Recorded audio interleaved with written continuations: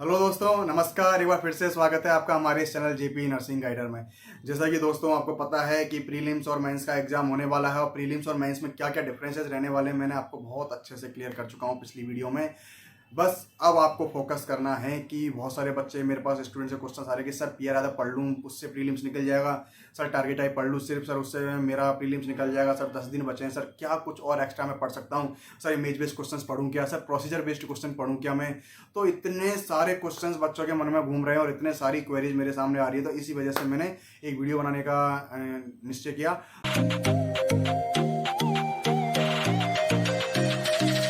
तो आप इस जगह आप सोचिए कि आप ये मत सोचिए कि मैं पीआर आधा पढ़ लूंगा तो प्रीलिम्स निकाल दूंगा, टारगेट टाइप पढ़ लूंगा तो प्रीलिम्स निकाल दूंगा। यार आप कोशिश कीजिए ना कि ये ना प्रीलिम्स के साथ मेंस की तैयारी भी करें, क्योंकि मेंस की तैयारी के लिए आपको बहुत ज़्यादा वक्त नहीं मिलेगा। और मेंस के पेपर में जैसा कि मैंने आपको पिछली वीडियो में बताया कि अप्लाइड बेस्ड क्वेश्चंस बहुत अच्छे रहने वाले हैं। और भी चीज़ें बता रहा हूँ कि प्रोसीजर बेस्ड क्वेश्चंस, जैसे कि प्रोसीजर्स अपने होते हैं, जैसे कि अपन कैथेटर डाल रहे हैं, कैथेटर किस तरह से डालते हैं, किस तरह से स्टेराइल टेक्निक यूज करते हैं, कहाँ का अपन क्लीन टेक्निक यूज करते हैं, कहाँ का अपन स्टेराइल टेक्निक यूज कर सकते हैं, उनके ना एम्स जो होता है, नोट शीट जो होता है, वो किस तरह से फोकस करता है क्वेश्चंस में, मैं आपको आज भी समझा रहा हूँ। जो मेंस में जो क्वेश्चंस जिस तरह से आएंगे मैं आपको वो भी चीज़ें फोकस कर रहा हूँ, बाकी मैं और अच्छे से बताऊंगा। लेकिन मेंस में जिस तरह से क्वेश्चंस आएंगे मैं आपको वो चीज़ें बता देता हूँ कि मेंस में जैसे कि कोई प्रोसीजर बेस्ड क्वेश्चन दे दिया और उसके ए बी सी डी इस तरह से ऑप्शंस बनाए जाएंगे, A B C D options दिए जाएंगे, फिर उनके ऑप्शंस बनाए जाएंगे जैसे B A C D, A C B D, B D A सी,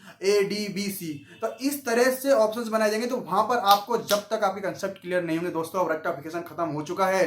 कहते हैं rectification is best strategy for theoretical exam but conceptual study is best for competitive exams. तो ये लाइन और ये कोट अगर आपने दिमाग में रखा तो आपका सिलेक्शन बहुत ज़्यादा और बहुत अच्छी रैंक से होने वाला है। और सिलेक्शन बाई चॉइस होना चाहिए, बाई चांस नहीं होना चाहिए दोस्तों।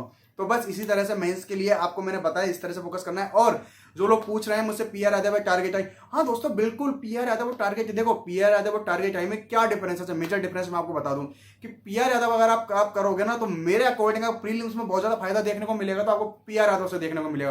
क्यों? क्योंकि पीआर यादव में क्वेश्चंस जो है ना वो एग्जाम में आए हुए क्वेश्चंस हैं।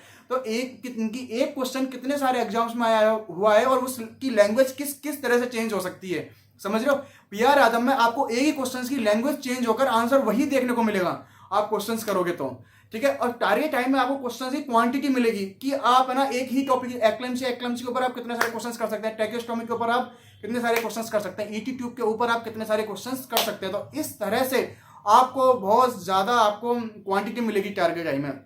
तो दोस्तों मैं तो यही कहूंगा कि पीआर आधा वो टारगेट को बहुत अच्छे से पढ़ के रखें प्रीलिम्स के लिए मेनली, और मेंस के लिए मैं आपको फिर से आऊंगा आपके पास और आपके लिए बहुत जानदार वीडियो लेके आऊंगा, ठीक है। और मेंस की आपकी सारी स्ट्रेटजी बताऊंगा किस तरह से आपको मेंस एग्जाम क्लियर करना है, किस तरह से आप बहुत अच्छे से एग्जाम क्लियर करोगे। बस आप चैनल पे बने रहिएगा और हमारे साथ इसी तरह से जुड़े रहिएगा। बाकी अगर आपको कोई भी क्वेरी हो तो टेलीग्राम, व्हाट्सएप, इंस्टाग्राम की लिंक नीचे दी गई है, आप हमसे जुड़ सकते हैं प्रोफेशनली, पर्सनली, किसी भी तरह से आप अपनी क्वेरीज सॉर्ट आउट कर सकते हैं।